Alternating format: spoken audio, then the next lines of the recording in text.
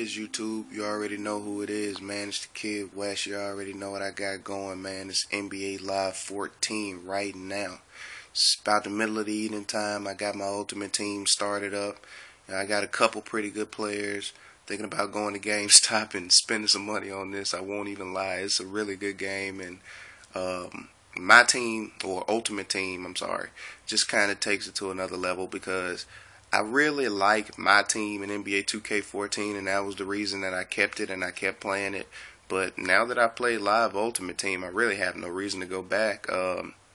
With Charles Cheese and everybody having Michael Jordan, Scottie Pippen, and basically the same lineup beside him, it's kind of soured the experience of 2K for me. I'm hoping 2K15 is going to be a little bit more refreshing as far as player selection because everybody just picks the same guys and they're basically unstoppable. So I'm kind of getting bored with it as it is. I mean, I've beat them a few times, but I feel like I'm almost playing against the computer because they all do the same stuff. They all try to take charges when they're losing, and they get really mad and rage quit.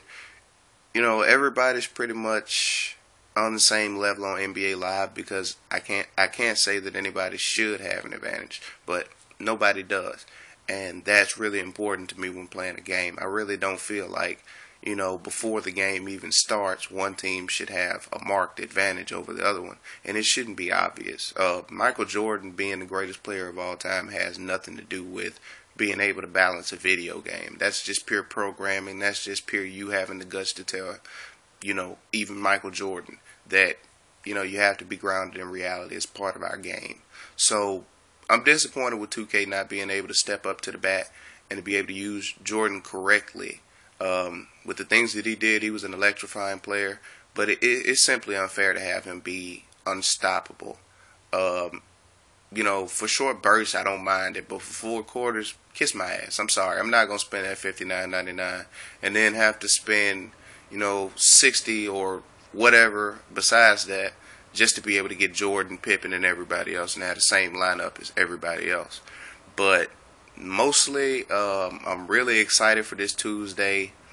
Kind of apprehensive because I'm not sure what we're going to be getting. I'm not sure if it's exactly what we asked for because these companies kind of have a tendency to listen to too many people. And a lot of those people don't really know basketball. They just know video games or they just like video games. And I kind of like live right now. Well, I actually do. I like live more than 2K right now because it seems a little bit more basketball centric. It seems like with them going and reaching for the moments that they probably are actually watching these games. They're probably real fans of NBA basketball. And those are the only people that I want to play against. Those are the only kind of games that I want to play. I don't want a game where you can run around for 10 minutes and be able to find a lane to the basket and take it every time. It just seems unrealistic to me, and it just seems, crazy that one player can unhinge an entire team in one series, but in another, I've played against some pretty good players on NBA Live so far. I'm kind of in the bottom rung right now, I'll be honest, but hopefully once I move up, things don't change because, like I said, I'm really loving the gameplay. They seem to have refined a few things that, I kind of had a problem with day one, so I really don't have many complaints with NBA Live this year, besides, the obvious. The issues that everyone's had, no practice mode, stuff like that.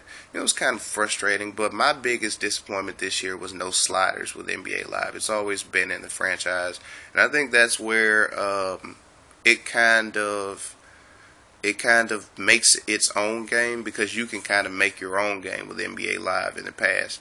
And a lot of people took that option. If they were 3-point shooters, then, for me, yeah, I'm a real 3-point shooter. So I tried to turn it down to maybe 40 or so like that and make the threes more challenging on myself. It makes it a more difficult game. And in my eyes, it makes it a better game. So, if you haven't done that kind of stuff, if you have any of the old lives around, because they're relatively easy.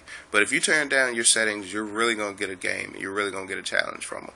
So, in closing, I just want to say really appreciative of everybody that's come to the channel. I'm really glad that you guys have subbed. Thank God for every one of you, and I hope that He continues to manifest Himself in your life. I really hope that NBA Live 14 continues these updates, and we see a fully realized product of NBA Live 14 day one, and that we don't have to wait half the year to see the game that we thought we were going to get. It's a really awesome product, but that was a really disappointing part of this year. I support EA, I support the NBA, of course, and I support the live series. And I hope you guys are going to do the same. I hope you're going to support my channel. I gotta say it every video. Like and subscribe for more. I'm gonna have the video up in about 15 minutes, so y'all make sure y'all check that out. Like and subscribe. Lay it again. It's your boy D West. I'm out of here, man.